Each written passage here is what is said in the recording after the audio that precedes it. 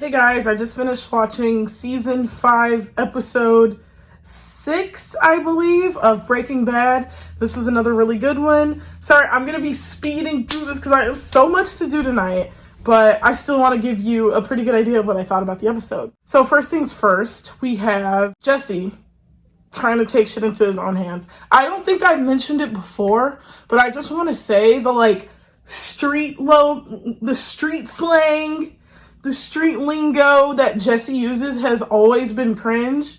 And to my understanding, how I feel like it's supposed to come across is this terrible amalgamation of a stereotypical black hood street drug seller. And it's all the yo and yo and all that shit. I feel like were white people really talking like that? I understand it's like trailer trash and whatnot, and it's the slums and the worst of the worst and the poor people and stuff, but the whole yo and the baggy clothes and the hat and everything I could be wrong. I could be so wrong, but I'm just saying it kind of sounds like this is how we think black people act. Black people are hood. Black people sell drugs, so I'm okay. The yo and shit, that's kind of cringe. I will say that. Other than that, I already knew Jesse's plan was going to falter somehow. This dumbass, obviously he's going to get taken by the kid. The kid's obviously going to tug at his heartstrings. Jesse is not an asswipe, right? He's dumb, but he's still a good person, right? In his soul. So of course the kid is going to kind of capture his heartstrings or whatever you want to say. But his plan was to hold these drug addicts up until they coughed up whatever. They're getting stuff out of their buttholes. They're getting stuff from their shoes. It's disgusting. And he puts it in his pocket and he's like, cool. This loser, I'm trying to remember how they even got him with his guard down. Oh, he's playing peekaboo with the kid. Come on, bro. You're not watching your surroundings. I get these people are asleep, but you're not watching your surroundings. You're still in a place you have no idea where you are, right? Uncle Sam could be upstairs. You don't fucking know.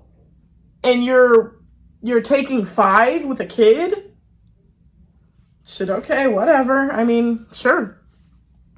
But I did think it was kind of sweet that he gave the kid something to eat, and then he was like, be a better mom. And the bitch at the end, when they overthrow Jesse, she's like, I'll show you a good mother. No, I'll show you a bad mother. And I was like, she talking about bad motherfucker. I was like, period. I already knew with the whole skank thing, I already knew the instant she was offended by that the guy was gonna keep calling her that, and she was gonna get more offended, and she was gonna fucking kill him. That's a fucking cliche. Now, Breaking Bad is kind of old, so the cliche could have started or have been fresh in there, right? Because it's kind of older. It's not the same as me watching a movie that was released August 2023, and they pull that same, I'm not a skank. And of course, the person called him skank, and they kill him, right? There's a difference between watching that and understanding this is something that was released back 10 years ago, however many years. I don't fucking know, guys. I really don't. And there's a difference between that showing up in the new Snow White movie coming out whenever. So we also get caught up with Gretchen. Now, Gretchen is someone who I was right. I predicted correctly in one of my videos, one of the earlier ones. We see this flashback of Jesse, solving some chemistry formula or some shit, a flashback with him and a woman. And it seems like there was some sort of romantic history between him and Gretchen as well. But Walt is at the point where he's so far gone with his pride and his ego. He's a drug lord. You know what I mean? He's got the best product on the market, right? So all of that shit went to his head. All of it. So he gets in front of her, who has done, in the present, has done nothing really that bad to him. In the present, she's been nothing but kind. So I do feel like he kind of got a little aggressive. He got a little too aggro. He's like, fuck you, blah, blah, blah. I don't understand why she still took up for him a little bit. She's like, we won't send payments anymore, which corroborates that, okay, is that a fly? Okay. Which corroborates that at some point there were payments. And it's like, if you're gonna lie for Walt, why not just keep up the fucking facade? Why not just keep it up at this point? Oh, we're not gonna do that anymore. Just let it be then. If you're gonna take up for him anyway, just let it ride out, I guess. I don't know. From the looks of it, her husband and Gretchen and Walt were all business partners, and Gretchen and Elliot was his name. Gretchen and Elliot took his ideas, the ideas that the three of them came up with, and they released it to the chemistry world, and it was this breakthrough of carbon? I don't know. Whatever, who cares? The point is, it was some breakthrough of some sort. And so after this breakthrough, that's what propelled Elliot and Gretchen into being millionaires. And they left Walt behind to be a school teacher. But it's revealed that it was kind of Walt's choice to stay behind somehow. Gretchen's like, you're the one who left. You left when me and my brothers went upstairs and some shit. Blah, blah, blah, blah. You're the one who left. And Walt's like, I don't want to hear it. I don't want to hear it. Fuck you. And she's like, all right, bye. So I'm trying to see, like, okay, is that going to be relevant who actually left? Like, is it going to be relevant who left Walt behind? Like, is it something that he did? Chances are, I'm thinking it's like pride related. Of course he left because something happened. Like maybe Walt and Gretchen had a thing, or Walt thought he and Gretchen had a thing, and then she like made out with Elliot. So Walt was like, okay, you guys can have all the research, have it. I'm getting out of here. Like he threw a little fit, like a little baby, and then that's how they got rich. I feel like whatever happened between that threesome, it was Walt's pride that made him walk away from that. And that's why he and Skylar are struggling. And that's why he's a high school chemistry teacher. And it's like, I like, Walt's being a dick. He is. But at the same time, I do want to say, I kind of relate to how he feels a little bit. If I had a sister, okay, not a sister, I don't care. I'll beg them for money. I don't give a fuck. If I had a friend, me and her both were braiding hair, and she got crazy good at it. And I told her this technique. Oh, like this technique I do a stitch braid, and that's like brand new. No one's ever heard of a stitch braid before. And she does it, and it goes viral, and she gets rich off of it. But my dumbass, I just told it to her, and I didn't hone my craft as well. I didn't get better while she was doing it as well. And then I have some sort of problem. I'm 100% sure I'd be very reluctant to ask for a fucking handout from her. Or, no, I'm good with accepting gifts. Like, I did the inner work. Okay, I did the shadow work with my trauma with receiving gifts. I can receive. I can. But my thing is, I just can't ask.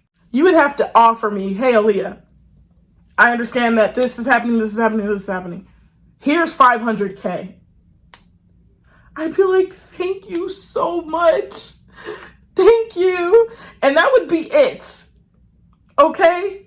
But if it was a situation where I know she's a millionaire and I'm going through this, and that, I'm going to lose my house, blah, blah, blah.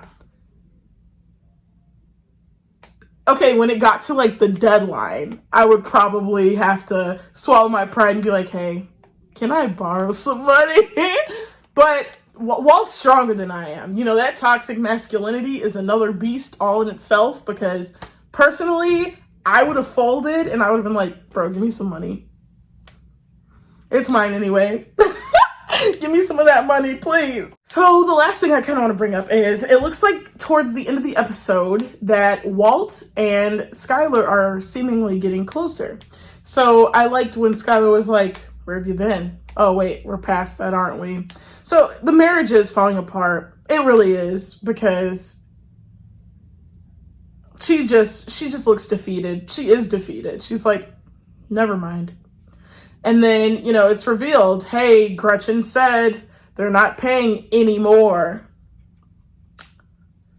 And then Walt and Skyler have this little bonding moment, and, you know, they hold each other's hands, they caress each other, you know, everything's gonna be okay, whatever, we'll get through this, we'll make it, blah, blah, blah. The thing I appreciate so much about whoa, I almost said The Walking Dead, Jesus. The thing I appreciate the most about Breaking Bad is, besides Hank a little bit, none of the characters are stupid. Skyler's like, if they're really going broke, because that's the lie Walt tells. He's like, oh, they stopped paying because they're going broke. Yeah. Skyler's like, God damn, like, it's rough for everybody, huh? And then she thinks, she's like, wait, Gretchen's driving a Bentley. If they're going broke, why is she driving a Bentley still? And a couple things. First of all, it's very realistic. Something a real person would ask. Someone who's thinking. You know, not just, ooh, the plot needs Skyler to believe this, ha ha ha, without showing a little, even an ounce of doubt, right? So this is very good with making Skyler a real fucking person. She's driving a Bentley, yeah, but okay, what if the Bentley's paid off? You know what I'm saying? It's not expensive anymore. So it's like, okay, so what? They're broke now. Like, they may have bought the Bentley when they were paying for my expensive ass chemo. You know, these are past purchases. They're broke now.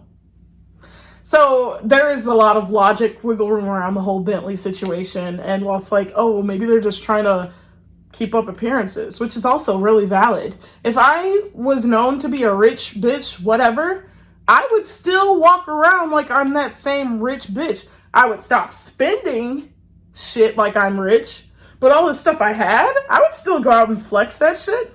Fuck. I would sell a few things. You know what I'm saying? I would sell the extra stuff, but my Bentley? I'm keeping my Bentley, bro. And then the final thing I just want to say, I was kind of surprised that Jesse didn't take the little kid in. Surprised and not surprised. First of all, not surprised because he's in the drug business. What is he going to do with a fucking kid? However, I do think there's potential for this kid to be kind of like something that Jesse goes back to and checks up on and whatnot. A little soft spot for him, you know. He feels bad for the kid. There's only one channel on the TV. That was sad. There's boogers on his nose, face dirty. He's living in squalor, horrible, needles on the floor. Like, I fucking hate when people like that have kids. And obviously sometimes it's an accident, but if you're a fucking drug addict or like you cannot take care of a kid, please do not fucking have a kid. Because I hate to see shit like that. If I was Jesse, I would give the little kid a sandwich too. I would give him the fucking shirt off my back too. I just hate seeing kids in positions like that.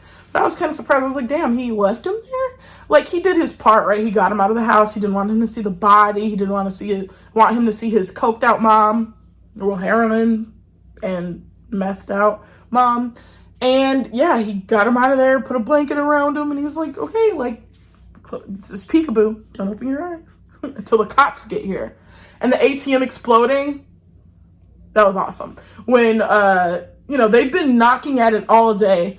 Jesse simply like leans on it and it pops open. I'm like, wow. And he takes that money and he's like, okay, I guess that's a fair trade. And he wipes his fingerprints off of everything except the telephone. The telephone he used to dial 911. I noticed that. Will it be relevant? Who knows? But I'm thinking it will be. He did not wipe his fingerprints off of the yellow phone. So we'll see what happens next. Thank you so much for watching, and bye.